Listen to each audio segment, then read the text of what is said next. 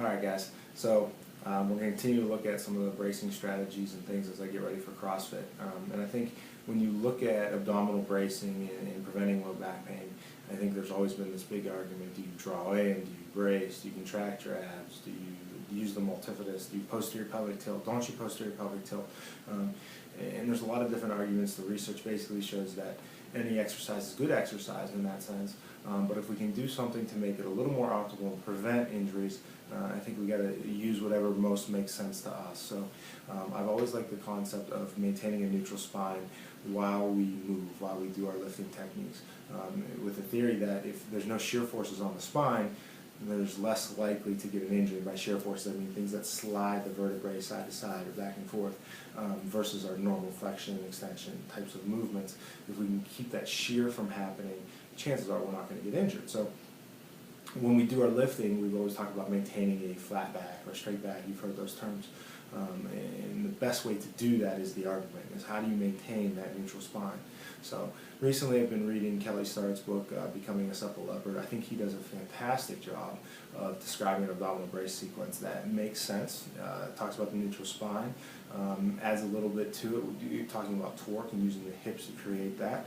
And I think it makes sense. So I've been using it a lot, and I really like the way he describes that. So let's go ahead and talk through that and show how we may be able to utilize that brace towards some functional movements like squatting, deadlifting.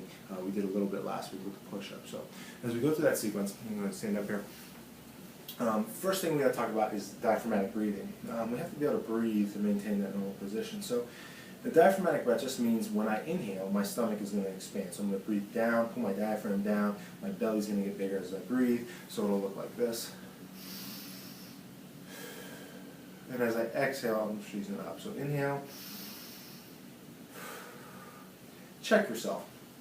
You may find that your pattern is actually reversed, where when you take a breath in, your chest gets big and your stomach comes up underneath. You're going to want to flip that. And the thought being that if you can brace properly, that'll take care of itself. So we're going to start with the bracing sequence as Starrett describes it. Toes are straight ahead, shoulders in a good position so that I'm just kind of tilted back. Thumbs are pointed straight ahead, and I'm starting up in what we consider a normal posture. From there, I'm going to squeeze my butt to align the pelvis. So I'm going to do a glute set, squeeze the hips, get the pelvis in the normal alignment. I'm going to do a diaphragmatic breath. I'm going to take that breath in.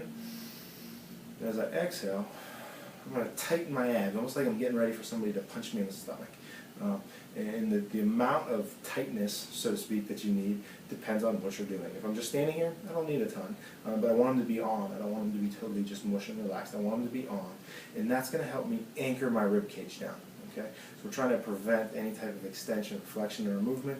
Abs are going to stay on to keep that stable through the midsection.